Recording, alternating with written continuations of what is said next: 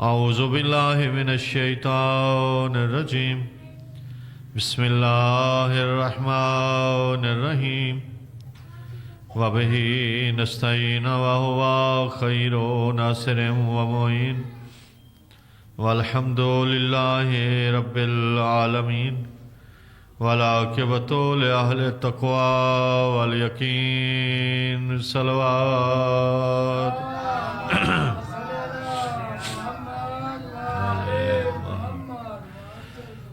الصلاة والسلام على أشرف الأنبياء والمرسلين سيدنا ونبينا وشفيع ذنوبنا وطبيب قلوبنا ومولانا أبي القاسم محمد اللهم صل على محمد وآل محمد الصلاة والسلام على أهل بيته الطيبين الطاهرين المعصومين الغر الميامين المنتجبين المقربين الذين أذهب الله عنهم الرجس وطهرهم تطهيرا صل على محمد وآله ورحمة الله على أحبابهم وأصحابهم ومواليهم وشيعتهم أجمعين ولعنة الله على أعدائهم ملعونين من يوم عداوتهم إلى أبد الآبدين أما بعد فقد قال الله تعالى في كتابه المبين وخطابه المتين بسم الله الرحمن الرحيم إنا أعطيناك الكوثر فصل لربك وانحر إن شانئك هو الأبتر صلوات صل على محمد نعرہ تکبیر نعرہ رسالت نعرہ حیدری حسینیت یزیدیت اہل بیت کے دشمنوں پہ لعنت باواز بلند صلوات صلی علی محمد وآل محمد محترم و معزز سامعین احباب دانش و احباب ایمان قرآن مجید فرقان حمید کے 114 سوروں میں سے سب سے مختصر ترین سورہ سورہ مبارکہ کوثر ہے۔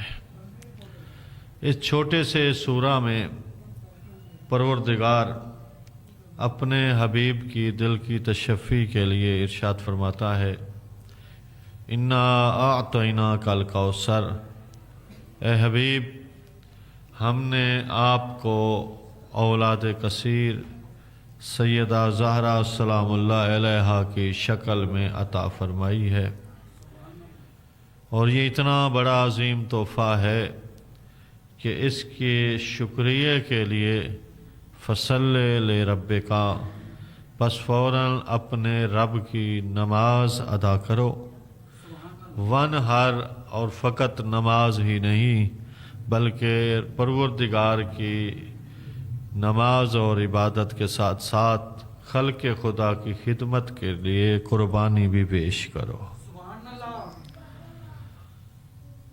انا شانئک ھو الابتر، ہم نے تو آپ کو اولاد کثیر عطا فرمائی ہے، آپ کا دشمن بے نام و نشان ہے، آپ کو اللہ کی طرف سے عظیم تحفہ زہرا کی شکل میں عطا کر دیا گیا ہے۔ یہ مختصر ترین سورہ رسول اکرم صلی اللہ علیہ وآلہ وسلم کی دل کی تشفی کے لیے اس وقت نازل ہوا کہ جب وہ بکواس کرتے تھے حضرت کو کہ آپ کی کوئی اولاد نہیں ہے، اور پھر وہ اس بات کو بھی خوشی محسوس کرتے تھے کہ اللہ نے جو ان کو بیٹے دیے تھے تو وہ تو واپس لے لیے، اور اب جب تک ان کی زندگی ہے اس وقت تک یہ اپنے مذہب اور اپنے دین کی اشاعت کرتے رہیں گے، جیسے یہ فوت ہو جائیں گے، وفات پا جائیں گے، ان کا مذہب بھی ان کے ساتھ ختم ہو جائے گا۔ وہ یہ سوچتے تھے چونکہ ان کے ہاں تو اولاد فقط بیٹے ہوتے تھے اور نسلیں بیٹوں سے وہ ان کے ہاں چلتی تھیں، تو اللہ نے نظام کو بدلا، بیٹی کو اتنا مقام اور معیار اسلام میں عطا فرمایا کہ اپنے سب سے بڑی ہستی کی نسل اس بیٹی سے چلائی کہ جسے اس دور میں لوگ اولاد ہی نہیں سمجھتے تھے۔ اور اللہ نے جناب خدیجۃ الکبریٰ سلام اللہ علیہا کو یہ مقام اور معیار عطا فرمایا کہ وہ رسول اکرم کی اولاد اور نسل کی بقا کی ماں قرار پائیں۔ رسول اکرم کی 9 بیویاں، ان 9 بیویوں میں سے فقط 2 بیویوں کے علاوہ کسی بیوی کی ہاں اولاد نہیں ہے۔ ایک پہلی بیوی جناب خدیجۃ الکبریٰ سلام اللہ علیہا جو ملکۃ العرب کا لقب پائیں اور بہت ہی کمال اور باعظمت ترین بیوی تھیں۔ بس بیوی کی عظمت کے لیے یہ ایک جملہ ہی کافی ہے کہ جب سرکار معراج پر تشریف لے گئے تو اللہ نے اپنی اس کنیز خدیجۃ الکبریٰ کے لیے سلام بھجوایا۔ اللہ اکبر، یا رسول اللہ، یا علی۔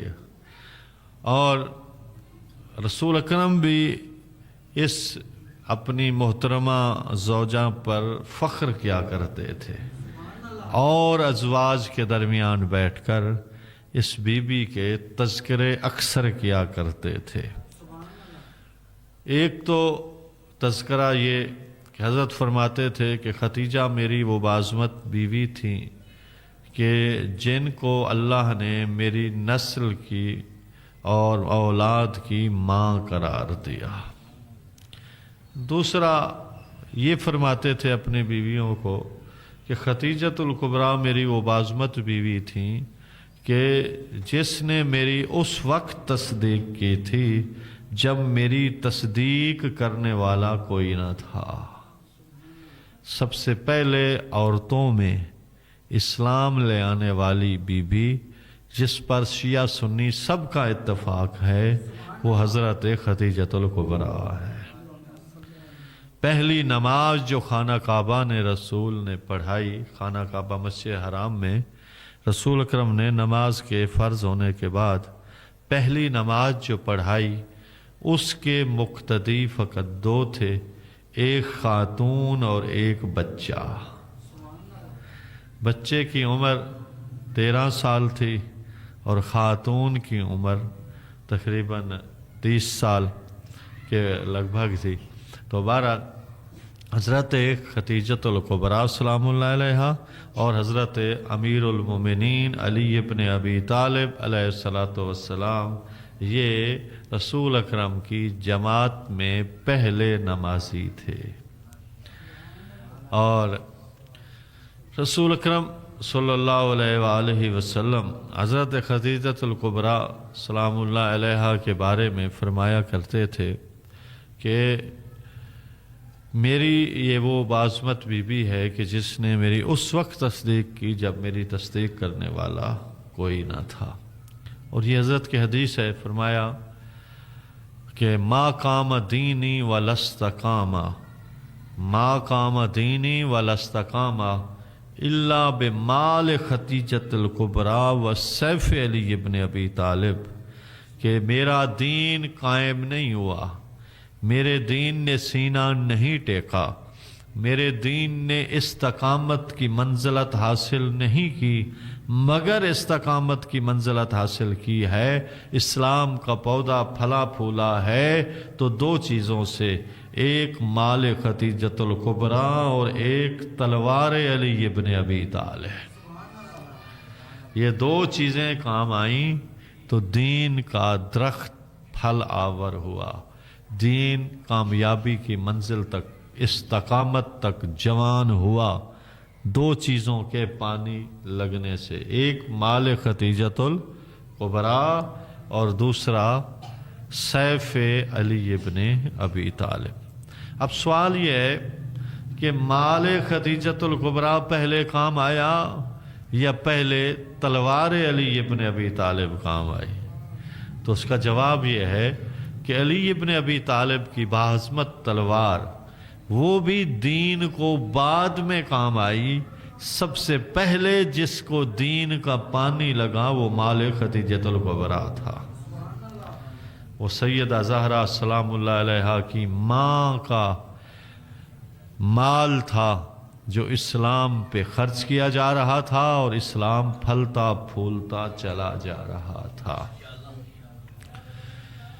اور بی بی ملکۃ العرب تھی اور بی بی کے خزانے، بی بی کا مال اتنا تھا کہ تقریباً اکثر عرب کے لوگ بی بی کے مقروض تھے، اور بی بی فرماتی تھی کہ یا رسول اللہ آپ اعلان فرما دیں کہ پس تم میری تصدیق کرو، کلمہ الہی پڑھو، اسلام کے دائرے میں آ جاؤ، میں تمہارا قرضہ معاف کرتے چلی جاؤں۔ پہلی ہجرت حبشہ، 2 دفعہ ہجرت حبشہ ہوئی، یعنی لوگ کلمہ پڑھ لیتے تھے لیکن کلمہ پڑھنے کے بعد ان کو جینے کی اجازت نہیں تھی، ان کو مکے میں رہنے کی اجازت نہیں تھی۔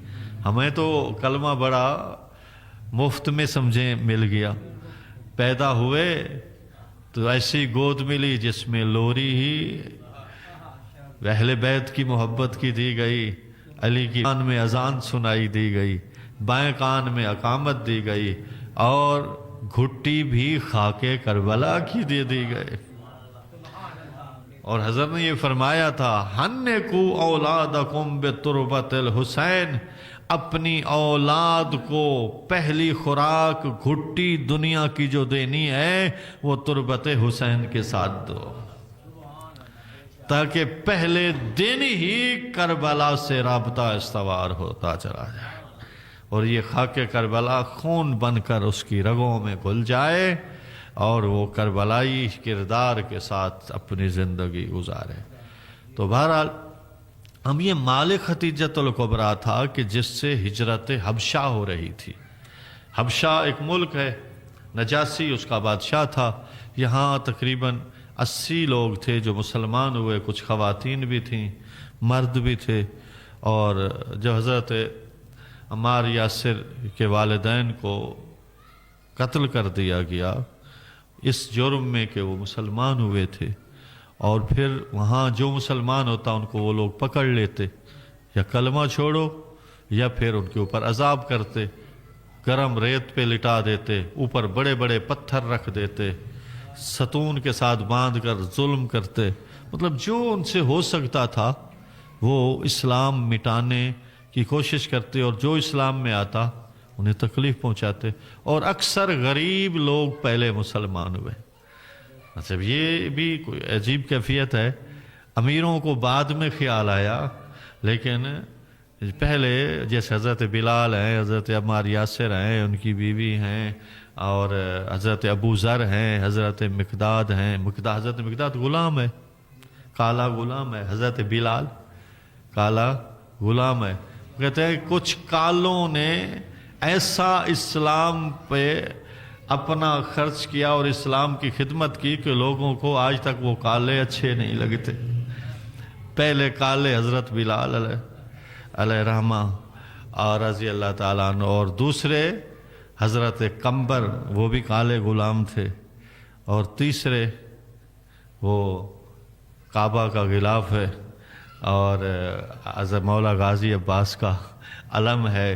تو اس طرح یہ وہ مطلب رم تو کالا ہے لیکن خدمت دین کرنے میں کس منزل پہ پہنچے ہوئے تھے۔ تو بہرحال ان سب چیزوں کی جو ڈھال بن رہی تھی وہ مال خدیجۃ الکبریٰ۔ ہجرت حبشہ ہوئی، حضرت جعفر طیار ان کو لے کر سمندر کے راستے سے گئے، اور جو خرچہ، جو پیسے، جو کچھ، آخر 80 بندے کو لے کے غیر ملک لے کے جا رہے ہیں تو خرچہ ہو رہا ہے اس میں، اور یہ خرچہ مال خدیجۃ الکبریٰ، اور پھر یہاں سے کفار مکہ کا بندہ وہاں پہنچ گیا نجاشی کے پاس کہ جی یہ تو ہمارے بندے ہیں اور یہ آپ کے پاس ہم سے گویا چھپ کے آپ کے پاس آ گئے ہیں۔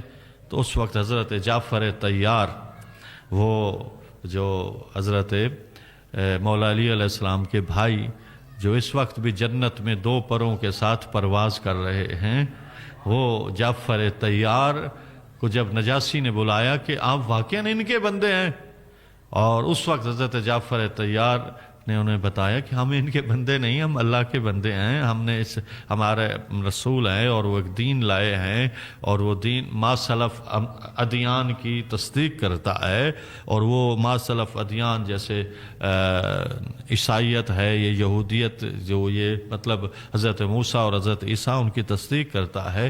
اور اس وقت جب اس نے چونکہ وہ عیسائی تھا تو اس وقت حضرت مریم کے بارے میں تو حضرت جعفر طیار نے سورہ مریم کی کچھ آیات کی تلاوت کی، جس سے نجاشی کی آنکھوں میں آنسو آنے لگ گئے، اور میں نجاشی نے اس کو بھگا دیا اور حضرت جعفر طیار سے فرمایا کہ خبردار، آپ کو کوئی میلی آنکھ نہیں دے سکتا، یہ ملک آپ کا ملک ہے، جدھر چاہو جیسے آپ کی مرضی آپ اس پورے ملک میں رہ سکتے ہیں۔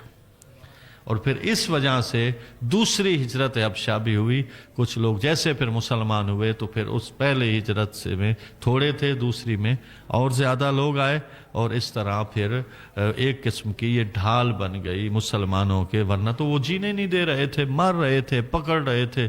اور اس طرح حضرت ابوذر کے اسلام کی آپ تاریخ پڑھیں کہ حضرت ابوذر مسلمان کیسے آ کے تصدیق کی، رسول اکرم کی کلمہ کتنی مشکل انداز میں پڑھا، یہ پوری ڈیٹیل ہے۔ اور وہ تو بھیڑیں بکری حضرت ابوذر چلا رہے تھے، دیکھا کہ ایک بھیڑیا بھیڑوں پہ حملہ آور ہو گیا، اور جیسے ایک چروایا بھیڑے کے پیچھے ایک اپنا ڈنڈا سوٹا لے کے بھاگتا ہے، تو حضرت ابوذر نے اس بھیڑیوں کو بھگایا، لیکن بھیڑیا دوسری طرف سے حملہ آور ہو گیا، دوسری طرف سے بھگایا، تیسری طرف سے حملہ آور ہو گیا، تیسری طرف سے بھگایا، چوتھی طرف سے حملہ آور ہو گیا۔ حضرت ابوذر بھیڑیے کو بھگاتے وہ حملہ آور ہو جاتا، بالآخر تھک گئے اور تھک کے بھیڑیے سے بات کرنے لگے، تو کتنا بے حیا اور بے شرم بھیڑیا ہے، میں نے تو آج تک ایسا بھیڑیا کوئی نہیں دیکھا، ایک طرف بھگاتے تھے بھاگ جاتا تھا، میں بھگاتا ہوں تو پھر آ جاتا ہے۔ تو بھیڑیا بھی رک کے عربی میں بات کرنے لگا، بھیڑیا بولا، حضرت ابوذر کے سامنے بھیڑیا بولا، کیا بولا؟ ابوذر، بے حیا اور بے شرم میں نہیں ہوں، بے حیا اور بے شرم تو مکے کی وہ قوم ہے جنہیں اللہ نے رسول اللہ جیسا پروفٹ اور پیغمبر عطا فرمایا ہے، اور وہ ان کی تصدیق نہیں کرتے۔ یہ بھیڑیا کیا کوئی بھیڑے کھانے آیا تھا؟ در حقیقت ابوذر کو بتانے آئے تھے کہ ابوذر، اب آپ کے آقا نامدار حضرت رسول اکرم سرکار کی گویا آمد ہو چکی ہوئی ہے، اور وہ رسالت کا باقاعدہ اعلان کر چکے ہیں، اب بھیڑے چھوڑو اور اس اپنے مقام اعلیٰ تک، اس درسگاہ الہی میں پہنچو۔ تو حضرت ابوذر نے واقعاً اپنے ریوڑ کو چھوڑ دیا، اپنے بھائی کے حوالے کیا کہ تم یہ سنبھالو، میں تو مکے جا رہا ہوں۔ اور مکے آئے تو آگے رسول اکرم تک پہنچنا آسان نہیں تھا، مشکلات تھیں۔ حضرت حمزہ اور دیگر حضرت ابو طالب علیہ السلام، حضرت حمزہ، یہ 2 حضرت کے چچا، یہ حضرت کی باقاعدہ بہت حفاظت کرتے تھے، اور حضرت تک ڈائریکٹ کسی کو آنے نہیں دیتے تھے، اور گویا کچھ چیک پوسٹیں تھیں کہ پہلے آپ ان کے پاس آئیں، پھر ان کے پاس آئیں، پھر اپنی حالات کیفیت بتائیں، بعد میں آپ رسول اکرم کو ملے۔ تو حضرت ابو طالب کے پاس آئے، حضرت ابو طالب نے حضرت حمزہ کے پاس بھیجا، حضرت حمزہ نے پھر حضرت عبیدہ کے پاس، اور اس طرح پھر حضرت رسول اکرم تک پہنچے، اور پھر رسول اکرم انہوں نے کلمہ پڑھایا، اور پھر وہ واپس گئے، اور پھر حضرت ابوذر جو ایمان کے 8ویں درجے پر فیض ہوئے۔ تو بہرحال یہ ساری چیزیں کی جا رہی تھیں حضرت مالک خدیجۃ الکبریٰ سے، اور حضرت خدیجۃ الکبریٰ بی بی اتنی باعظمت بی بی تھی کہ انہوں نے سب کچھ رسول پہ قربان کر دیا۔ وہ جو ملکۃ العرب تھی، ملکۃ العرب تنہا رہنے لگی، عورتوں نے بائیکاٹ کر دیا، عورتوں نے بائیکاٹ کر دیا، تنہا رہنے لگیں، اور جب تنہا، اب 2 بیٹے تھے وہ بھی اللہ نے واپس لے لیے. تو پھر جب بی بی جن کے آپ ایام منانے آئے بیٹھے ہیں، یہ 20 جمادی الثانی کی ڈیٹیں ہیں، تو یہ اس کے لیے پیچھے رسول اکرم کو بی بی کا جو تحفہ ہے لینے کے لیے معراجوں پہ جانا پڑا. علماء فرماتے ہیں کہ باقی 13 معصومین پاک اسلاب اور پاک ارحام سے آئے. جیسے آپ زیارت اس میں وارث میں پڑھتے ہیں کہ السلام علیکم یا ابا عبداللہ انی اشہد انک کنت نورا فی الاسلاب الشامخہ والارحام المطہرہ. اے مولا حسین میں گواہی دیتا ہوں. یہ جملے امام صادق علیہ السلام کے ہیں. یہ زیارت وارث امام صادق علیہ السلام کی ہے. امام کی زبان سے نکلے ہوئے یہ جملے حجت خدا کے ہیں. اور امام فرماتے ہیں کہ میں گواہی دیتا ہوں اے میرے جد حسین کہ آپ پاک اسلاب سے گزر کے آئے اور پاک ارحام سے گزر کے آئے. یہ پاک اسلاب اور پاک ارحام سے باقی انبیاء، اولیاء، اوصیاء، یہ اس لیے تو ہم کہتے ہیں کہ یہ ہستیاں معصوم ہوتے ہیں. ان کے آباء و اجداد بھی معصوم ہوتے ہیں، اور ان کے آباء و اجداد بھی یقیناً معصومیت کی اس درجے پر کہ جہاں نبی امام معصوم ہوتا ہے اس پر تو نہیں، لیکن وہ ترک اولا ان سے سردر نہیں ہوتا، اور وہ یقیناً باعظمت ترین اور پاکیزہ ہستیاں ہوتی ہیں جتنے بھی آباء و اجداد انبیاء، اولیاء، اوصیاء کے اور ائمہ کے ہیں. تو اس لیے کہ یہ امام حسین علیہ السلام، مولا خود رسول اکرم، باقی ہستیاں پاک اسلاب سے اور پاک ارحام سے گزر کے آئیں. لیکن بی بی کسی صلب سے نہیں آئی، بی بی کسی پاک رحم سے گزر کے نہیں آئی. رسول اکرم کو معراج پہ جانا پڑا، اور معراج پہ رسول اکرم کو جنت کی سیر کرائی گئی، اور اس جنت کی سیر میں ایک درخت جو سیب کی شکل کا تھا وہ چمک رہا تھا. اس کے اندر سے جنت کا درخت، اس سے نور نکل رہا تھا. تو رسول اکرم نے اس جنتی درخت جو سیب کی کیفیت کا تھا اس سے ایک سیب توڑ کے تناول فرمایا. در حقیقت وہ سیب نور زہرا تھا. اللہ اکبر، یا رسول اللہ، یا الہی، اللہم صلی علی محمد و آل محمد. اور رسول اکرم نے جیسے وہ سے تناول فرمایا تو وہ نور زہرا رسول اکرم کے اندر صلب میں منتقل ہوا. اور پھر جب واپس آئے نا تو رسول اکرم کو یہ گھر جانے کے لیے اللہ نے 40 دن تک روک دیا تھا کہ 40 دن آپ گھر نہیں جا سکتے، خدیجۃ الکبریٰ تنہا رہیں گی. اب حضرت نے پیغام بھیجا کہ اللہ کی طرف سے حکم آ گیا ہے کہ اب میں گھر نہیں آؤں گا، اور آپ شام ہوتے ہی اپنا دروازہ بند کر دیا کریں، میں 40 دنوں کے بعد آؤں گا. اور رسول اکرم ماہ رمضان روزے رکھتے تھے، تو وہ بھی اسی میں حضرت ابو طالب علیہ السلام کے گھر میں حضرت فاطمہ بنت اسد، ویسے بھی وہ پالتی تھیں، ان کو حضرت ماں کہتے تھے، پالا بھی حضرت فاطمہ بنت اسد نے تھا. اور بی بی فاطمہ بنت اسد بہت پیار کرتی تھی، اپنے بچوں سے بھی زیادہ پیار کرتی تھیں. اور حضرت ابو طالب جیسے یہ دونوں ہستیاں مربی تھی رسول اکرم کی. اور رسول اکرم کو ایسا پالا بی بی فاطمہ بنت اسد نے کہ وہ جو دوپہر کی روٹی کے کچھ ٹکڑے جو صبح کے کھانے کے بعد، ناشتے کے بعد کہتے تھے، اپنے بچوں کو نہیں دیتی تھیں، رسول اکرم کو پہلے دیا کرتی تھی. اس طرح شیب ابی طالب میں حضرت ابو طالب اور فاطمہ بنت اسد بی بی اپنے بچوں کو رات کو اٹھ اٹھ کر رسول اکرم کے بستر پہ سلاتی اور بستر رسول کا تبدیل کرتی رہتی تھی کہ ہمارے بچے کام آ جائیں، ہمارے بھتیجے کو کوئی گزند نہ پہنچے. کس عظمت کی ہستیاں! کوئی ہے اپنے بیٹے کو قربان کرنے والا؟ لیکن حضرت ابو طالب، حضرت فاطمہ بنت اسد اس گوہر نایاب کی اس طرح حفاظت کر رہے تھے. شیب ابی طالب بھوکے ہوتے تھے، پیاسے ہوتے تھے، یا پیاسے پانی ہوتا تھا تو خوراک تو نہیں ہوتی تھی، اور پتے کھاتے تھے، پتے. اور پتے بھی کیا کہ وہ کوئی سبزہ تھا، وہ بھی تو ایک گھاٹی تھی جو سارے کالے پہاڑ کے اندر گویا ہے. اور ایک ایریا تک آگے کوئی جانے نہیں دیتا تھا، کسی کو کوئی آنے نہیں دیتا تھا، اور 1-2 دن کی بات نہیں، 3 سال کی پابندی۔ اور ان 3 سالوں میں کیا حال ہو گیا تھا؟ حضرت ابو طالب کا حال اتنا اس کیفیت میں جا پہنچا تھا کہ حضرت ابو طالب اس دنیا کو چھوڑ گئے، اور حضرت خدیجہ الکبریٰ بھی اس دنیا پہ نہ رہ سکیں، شیب ابی طالب کی سختیاں برداشت نہ کر سکیں۔ تو بہرحال حضرت خدیجہ الکبریٰ اور حضرت فاطمہ بنت اسد، حضرت ابو طالب، یہ وہ اولین ہستیاں ہیں اسلام کے ستون کو بلند کرنے والی کہ جنہوں نے اپنا سب کچھ قربان کر کے اسلام کو ہمیشہ کا پانی عطا فرمایا۔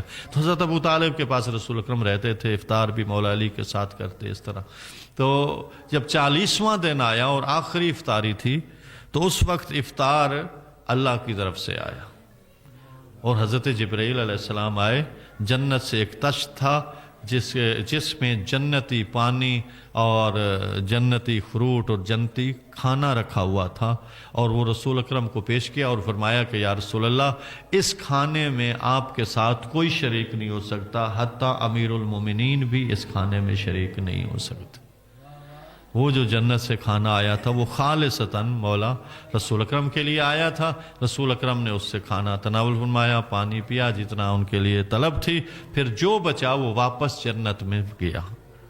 وہ حضرت نے تناول فرمایا، پھر 40 دن کے بعد جب پھر گھر آئے تو اس وقت جناب خدیجہ الکبریٰ کے بطن میں یہ نور منتقل ہوا، اور پھر جب حضرت گھر جاتے تھے تو بی بی خدیجہ الکبریٰ کو باتیں کرتے محسوس کرتے اور پوچھتے، خدیجہ گھر میں تو تھا کوئی نہیں، آپ گفتگو کن سے فرما رہی ہوتی تھی، کن سے باتیں کر رہی ہوتی تھی؟ تو اس وقت جناب خدیجہ الکبریٰ فرماتی، یا رسول اللہ، جو میرے بطن میں فرزند ہے نا، جب میں تنہائی محسوس کرتی ہوں تو وہ میری مونس بن جاتا ہے اور وہ مجھ سے باتیں کرتا ہے۔ اس وقت رسول اکرم فرمایا، خدیجہ یہ آپ کے بطن میں بیٹا نہیں ہے، اللہ نے مجھے خبر دی ہے کہ یہ ایک ایسی بیٹی ہے جو 11 اماموں کی ماں قرار پائے گی۔ یا الہ یا الہ یا الہ۔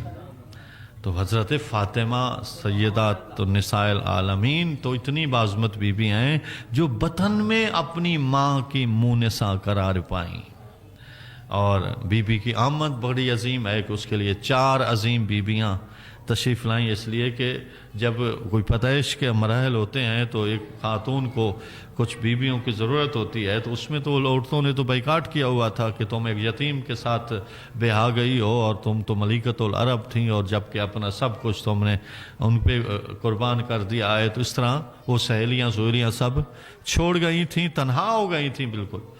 لیکن اللہ نے تو تنہا نہ چھوڑا، 4 بعظمت بیویوں کو بھیجا، ایک حضرت موسیٰ علیہ السلام کی بہن، اور ایک حضرت آسیہ، اور ایک حضرت مریم، اور چوتھی بی بی حضرت سارہ، یہ حضرت ہاجرہ کے بارے میں ملتا ہے۔ یہ 4 بیویاں، حضرت سارہ، یہ 4 بعظمت ترین بیویاں آئیں اور رسول اکرم کی اس بعظمت خاتون کی خدمت میں ہو رہیں، اور بی بی فاطمہ الزہرا سلام اللہ علیہا کی آمد گویا ان کے ہاتھوں میں ہوئی۔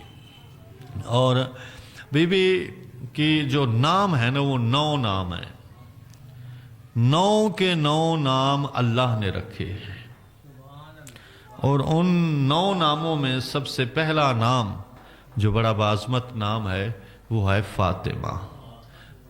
بی بی کے اس نام پہ باواز بلند صلوات اللہم صلی علی محمد وآلہ۔ اور 9 ناموں کی انبیاء ائمہ اطہار علیہ السلام نے وجہیں بھی بیان فرمائی ہیں، خود سرکار نے کہ یہ نام کیوں رکھا گیا، یہ نام میں انشاءاللہ اگلی مجلس میں اس پہ تھوڑی روشنی ڈالوں گا۔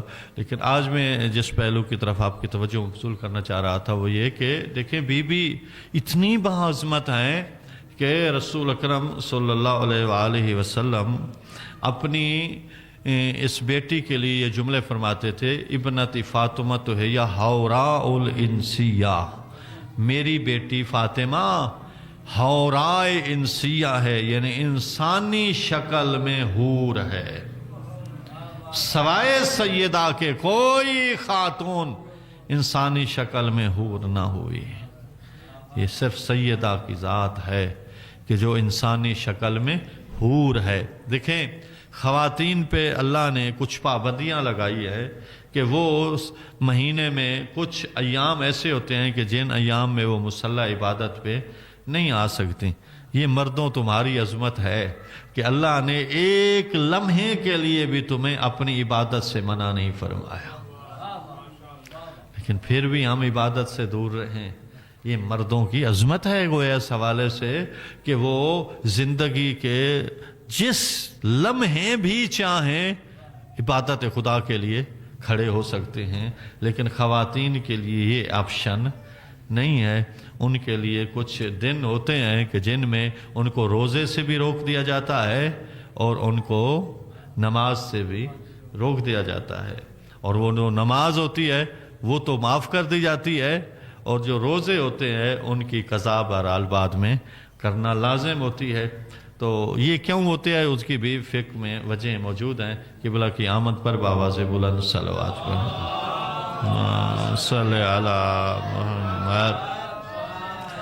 محمد.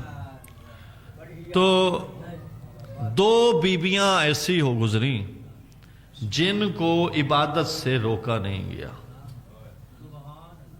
باقی کائنات میں جتنی بھی خواتین آئیں ان کو وہ عارضہ لاحق ہوا اور انہیں عبادت سے کچھ دنوں کے لیے روک دیا گیا. عورت ناقص العقل ہے، ناقص المیراث بھی ہے. عقل اس لیے ناقص العقل ہے کہ اس میں کچھ دن عبادت سے اسے روک دیا جاتا ہے، اگرچہ استحباب اس بات کا ہے کہ جن دنوں عورت کو عبادت نہیں کر رہی ہوتی، نفاس میں آئے، استحاضہ تو ویسے پاکیزہ شمار کیا جاتا ہے، لیکن حیض میں آئے یا نفاس میں آئے تو ان دو کیفیتوں میں اس کو حکم ہے کہ جتنے لمحے تم پہلے عبادت کیا کرتی تھی ان کو باوضو ہو کر مصلی پہ آئیں اور تسبیح پڑھتے رہے. لیکن یہ ہماری خواتین ایسے بہت کم کرتی ہیں کہ بھئی جب اس عارضے میں آئے تو بس چھٹی نہیں. چھٹی ہے ٹھیک ہے، آپ کو کوئی گناہ نہیں ہے کہ آپ نہ آئیں مصلی عبادت پہ، لیکن اگر آپ ایک عظمت حاصل کرنا چاہتی ہیں اور ایک انسانیت کے معراج تک جانا چاہتی ہیں تو مطلب وضو کرنے میں کوئی عرض نہیں ہوتا. وضو اگرچہ وہ وضو کام نہیں آئے گا کہ وہ وضو جس طرح وضو کے فائدہ ہوتا ہے کہ نماز پڑھ سکیں، وضو کا فائدہ ہوتا ہے کہ قرآن مجید کے لفظوں کو ہاتھ لگا سکیں، یہ فائدہ وضو نہیں پہنچائے گا، لیکن بہرحال ایک تھوڑی بہت اس کی تازگی اور پاکیزگی ایک روحانی طور پر تو آئے گی نا کہ وضو ہے. اور یہ حکم جو ہے کہ ہر رات سونے سے پہلے وضو کر کے سویا کرو، تو کیا خواتین ان 7-8 دنوں میں بالکل وضو نہ کریں، بغیر وضو کے سوئیں؟ نہیں، کر لیں وضو، اللہ ثواب دینے والا ہے. اگرچہ اس سے نماز نہیں پڑھی جا سکتی، لیکن وضو کرنے میں کیا حرج ہے؟ ہاتھ دھونے میں، چہرہ دھونے میں، ہاتھ اور چہرہ ہی تو دھونا ہوتا ہے، دو چیزیں وضو میں ہوتی ہیں. تو بہرحال ان میں آ کے تسبیح پڑھیں، ذکر کریں، تسبیحات اربع، یہ بہت عظیم چیزیں ہیں. تو بہرحال یہ بھی بی بی کے موضوع میں ایک بی بی ہے تسبیح، اور تسبیح کیا ہے، تقدیس کیا ہے، تعلیل کیا ہے، یہ بھی ایک دن میں اس پہ بھی تھوڑی بہت گفتگو. تو بہرحال بی بی کے جو باعظمت ہونے کی ایک سب سے بڑی دلیل یہ ہے کہ بی بی فاطمہ ہے، بطول ہے، عذرا ہے اور حوراء الانسیہ ہے. کوئی خاتون حضرت مریم بطول تو ہیں لیکن حوراء الانسیہ کا لقب نہ پا سکیں. وہ مصطفیٰ ہیں، بی بی مریم مصطفیٰ ہیں، اللہ نے ان کو مصطفیٰ بنایا. ملائکہ کہتے تھے جب آتے تھے محراب حضرت مریم میں، ان کے حجرے میں جب آتے تھے ملائکہ، تو حضرت کیا فرماتے تھے؟ اللہ کی طرف سے ملائکہ آ کے فرماتے تھے کہ یا مریم ان اللہ اصطفاک وطہرک واصطفاک علی نساء العالمین. اے مریم، اللہ نے آپ کو منتخب کیا ہے، اللہ نے آپ کو چن لیا ہے، اللہ نے آپ کو پاکیزہ اور طاہر بنایا ہے، اور اللہ نے آپ کو عالمین کی عورتوں کے درمیان منتخب فرمایا ہے.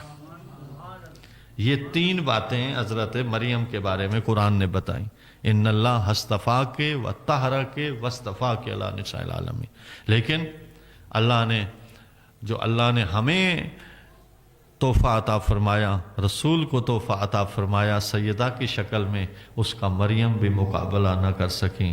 کسی نے پوچھ لیا تھا یا رسول اللہ مریم بھی تو عورتوں کی سردار اور آپ کی بیٹی بھی عورتوں کی سردار، تو کیا ان پہ قرآن دلالت کر رہا ہے؟ قرآن ان پہ نص ہے، ان اللہ اصطفیٰ کے و طہرہ کے. قرآن ان کی طہارت کی گواہیاں دے رہا ہے، اور ان کو وصطفیٰ کے علی نساء العالمین کا جملہ قرآن میں موجود ہے. تو آپ فرماتے ہیں کہ میری بیٹی بھی سیدۃ نساء العالمین ہے اور مریم بھی سیدۃ نساء العالمین. فرمایا کانت مریم سیدۃ نساء عالمہا، مریم اپنے زمانے کی عورتوں کی سردار ہے، لیکن ابنتی فاطمہ تو یہ سیدۃ نساء العالمین من الاولین والآخرین، میری بیٹی اولین اور آخرین اور خود مریم کی بھی سردار ہے. کائنات میں کوئی اللہم صلی علی محمد آل محمد، کائنات میں کوئی عورت بی بی کا مقابلہ نہیں کر سکتی.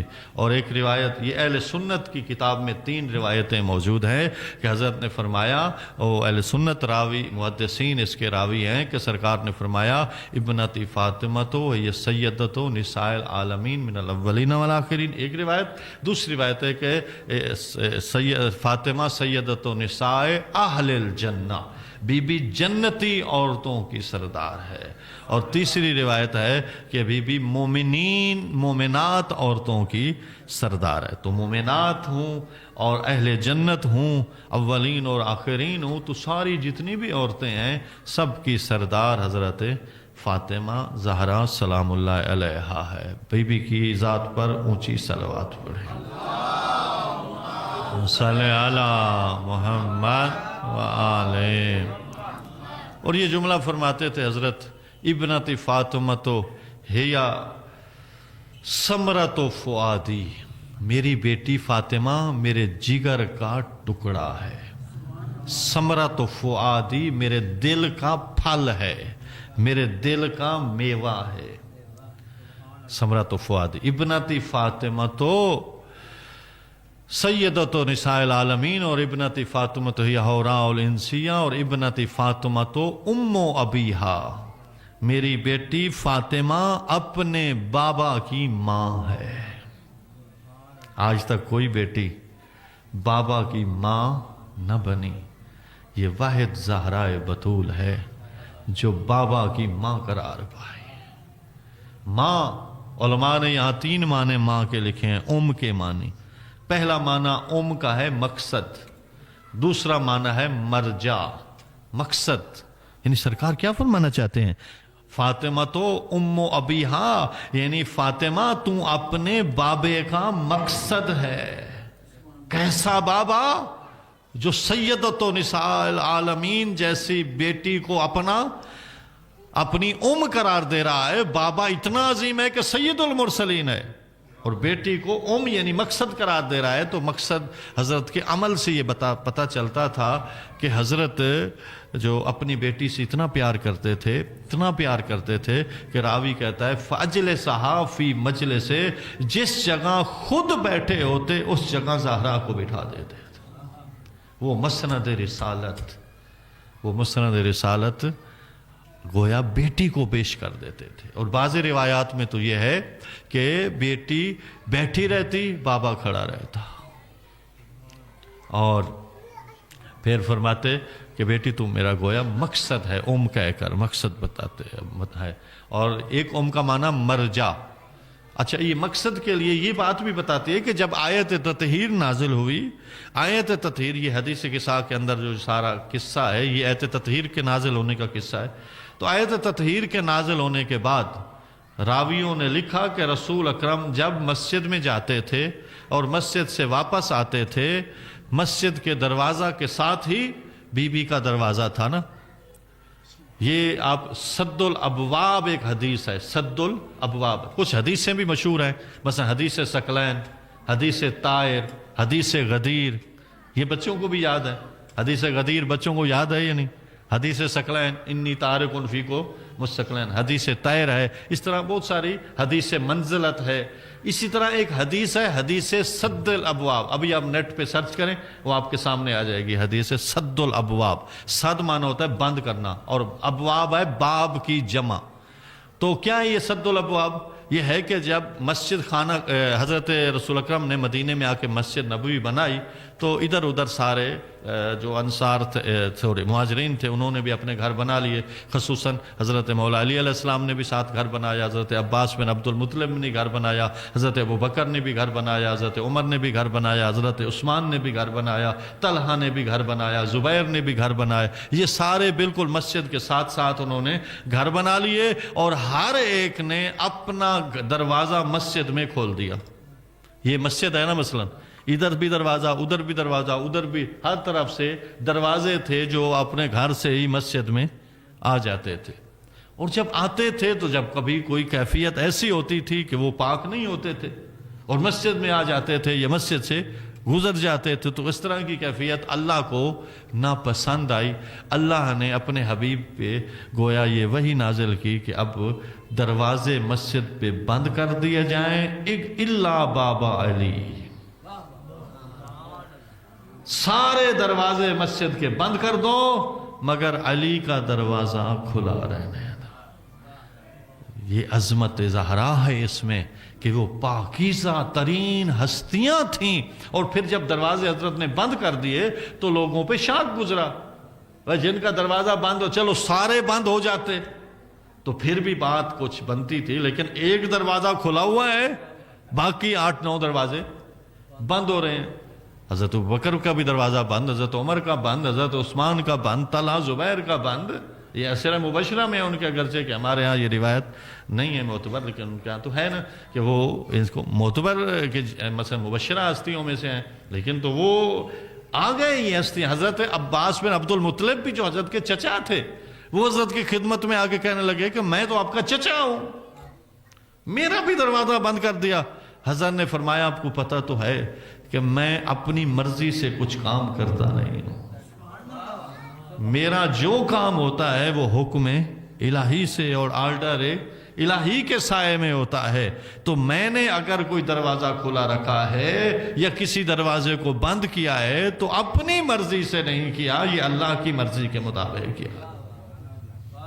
اس لیے حضرت کا یہ بتانا اس بات کی دلیل ہے کہ بھائی اور گھروں میں کوئی مشکل ہو سکتی تھی لیکن اس گھر میں کوئی مشکل نہیں ہے. اس گھر میں بطول رہتی ہے، اس گھر میں عذرا رہتی ہے، اس گھر میں حورال انسیہ رہتی ہے. اور دوسری بات یہ ہے کہ حضرت مریم بغیر شوہر کے بطول ہے، لیکن فاطمہ زہرا شوہر رکھتے ہوئے بطول ہے. اپنا شوہر ہے ان کا، اور شوہر وہ ایسا شوہر کہ جو مطلب کسی منزلہ کوئی ان کی منزلت تک بعد الرسول وہ بزرگ تر ہستی ہیں، لیکن شوہر رکھتے ہوئے بطول ہونا اور بعظمت ہونا اس کا کوئی اور معیار اور مقام ہے. باواز بلند صلوات پڑھیں. اللہم صلی علی محمد و آل محمد.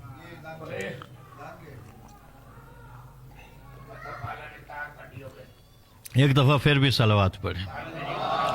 ما صلی علی محمد آل محمد. ایک لمحے کے لیے بھی بی بی کی عبادت ان سے جدا نہیں، اور بی بی کو ایک لمحے کے لیے بھی اس سے نہیں روکا گیا. اچھا بی بی کے بچے بھی تو پیدا ہوئے. اچھا یہ بات کہ ظہور ہوا یا نزول ہوا یا ولادت ہوئی، یہ بات سے پتہ چلتی ہے کہ حضرت کیا فرماتے ہیں، لیتنی لم تلدنی امی. مطلب مصائب کا ایک جملہ ہے نا کہ حضرت فرما رہے تھے کاش میری ماں نے مجھے نہ جنا ہوتا. لیتنی لم تلد، یہ ولادت سے ہے نا، تلد، مجھے نہ ولادت کیا ہوتا نہ جنا ہوتا. جیسے اللہ فرماتا ہے لم یلد ولم یولد، تو ولادت کا ہے نا، اللہ کو کسی نے نہ جنا ہے نہ وہ کسی کا جنا ہوا ہے، نہ وہ کسی کا باپ ہے نہ وہ کسی کا بیٹا ہے. تو اسی طرح حضرت تو کیا فرماتے ہیں کہ گویا مجھے ماں نے جنا، نہ جنا ہوتا میں یہ منزل نہ دیکھتا. تو ولادت تو ہے نا. اور پھر یہ حضرت محسن کی جو شہادت ہے، یہ حضرت محسن کی شہادت بی بی کے بطن میں ہے. تو بطن میں ہونے کا مطلب یہ ہے کہ بی بی بطول ہے، بی بی عذرا ہے، بی بی طاہرہ ہے، بی بی مطہرہ ہے، بی بی بعظمت ترین ہے. ہم ان ہستیوں کی ولادتوں کو اپنی ولادتوں پہ سوچنے لگ جاتے ہیں کہ جس طرح کہ کوئی ہماری ولادت نجاستوں اور کثافتوں کی کیفیت میں ہوتی ہے، ان ہستیوں کی ولادت بھی کوئی اس طرح نہیں، پاک و پاکیزہ پیدا ہوتے ہیں. جب امام حسین علیہ السلام کی ولادت ہوئی تو حضرت اسماء یا حضرت ام ایمن بی بی نے کہا کہ یا رسول اللہ، آپ نے طلب فرمایا ہے بیٹا، میں آپ کو دیتی ہوں، لیکن ابھی تو ہم نے غسل ہی نہیں دیا. یعنی رسول اکرم اتنے انتظار میں تھے کہ جیسے میرے حسین دنیا میں آئے فوراً میں اپنے ہاتھوں پہ لوں. اتنا جلدی حضرت رسول اکرم نے اپنے بچے حسین مولا کو طلب فرمایا کہ حضرت بی بی ام ایمن فرمانے لگی کہ ابھی تو ہم نے غسل میں دیا. اس وقت رسول ناراض ہو گئے، فرمایا انتے تغسلین، تو ہے میرے حسین کو غسل دینے والی. میرا حسین تو پاک و پاکیزہ پیدا ہوا ہے، انہیں غسل کی کیا ضرورت ہے؟ یہ تو پاک و پاکیزہ ہے. یقیناً یہ ہستیاں اسی طرح خود بی بی اسماء یہ راوی ہیں کہ جب امام حسن مجتبیٰ کی 15 رمضان المبارک کو ولادت ہوئی، بی بی روزے سے تھی اور نماز ظہر پڑھ کے بی بی نے امام حسن مجتبیٰ کو جنم دیا. اور امام حسن علیہ السلام کی ولادت کے بعد کہتی ہیں میں نے آنکھوں سے دیکھا بی بی نماز عصر کے لیے مصلی عبادت پہ موجود تھے. یہ ہے بطول، یہ ہے عذرا کا معنی کہ وہ ان کثافتوں سے، اس کے طرح کی جو چیزیں ہوتی ہیں عام خواتین میں، ان سے بی بی پاک و پاکیزہ ہیں، بی بی بطول اور عذرا ہیں، بی بی حوراء الانسی ہیں. تو رسول اکرم گویا یہی فرماتے تھے کہ 9 مہینے، بس آخری بات، 9 مہینے اس آیت تطہیر کے نازل ہونے کے بعد بی بی اس دروازے پہ جسے اللہ نے کھلا رکھا تھا، اس دروازے پہ رسول رکے. 9 مہینے میں ہر نماز سے پہلے نہیں، ہر نماز سے پہلے بھی، ہر نماز کے بعد بھی. روزانہ کتنی دفعہ نماز پڑھنی ہوتی؟ 5 دفعہ. رسول تو 6 دفعہ جاتے تھے. تہجد ہم پہ واجب نہیں ہے، رسول پہ واجب تھی. تو رسول اکرم 6 دفعہ مسجد میں جا رہے تھے. تو روزانہ جو 6 دفعہ مسجد میں جائے تو مہینے میں کتنی دفعہ جائے گا؟ ہاں 180. اور 180 کو اب 2 سے ضرب دو تو 360 بن جائیں گے. تو 360 دفعہ ایک مہینے میں رسول نے اس دروازے پہ کھڑے ہو کے آیت تطہیر پڑھے اور اس دروازے پہ سلام کیا. اور پھر 360 دفعہ نہیں، بلکہ اس کو آپ پھر 6 سے ضرب دیں یا 9 سے ضرب دیں. 6 مہینے کی بھی روایت، 9 مہینے کی روایت. تو حضرت نے اتنا عرصہ اس دروازے پہ کھڑے ہو کر اپنی بیٹی کی عظمت و طہارت کا اعلان کیا. گویا بتانا چاہتے تھے کہ یہ سیدہ میرا مقصد ہے. ام ابیہا کے لفظ سے اور اپنے عمل سے بھی یہ بتانا چاہتے تھے. اور ایک معنی ہے مرجع. مرجع اسے کہتے ہیں جس کی طرف رجوع کیا جائے، جس کی طرف پلٹ پلٹ کے آیا جائے. یہ ماں کو ماں شاید اس لیے بھی کہتے ہیں کہ بچے جدھر بھی ہوتے ہیں پلٹ کے ماں کے پاس آتے ہیں. اور جب بچے جب گھر آتے ہیں تو پہلی نگاہیں بچوں کی ماں کو ڈھونڈ رہی ہوتی ہیں. اور رسول کرم نے یہ بات اپنے عمل سے کر کے دکھائی. یہ سے ام ابیہا ہوا میں نہیں بولا، بلکہ رسول کی سیرت میں تھا. سیرت اسے کہتے ہیں جو ایک دفعہ نہ ہو، بار بار بار انجام بجا دیا، جو اسے سیرت کہتے ہیں. رسول اکرم کی سیرت تھی جب کبھی مدینہ سے باہر جاتے سب سے آخر میں اپنی بیٹی زہرا سے ملتے، اور جب کبھی مدینہ میں واپس آتے سب سے پہلے زہرا بطول سے ملتے نظر آتے. یہ گویا ماں اپنے عمل سے بتا رہے تھے.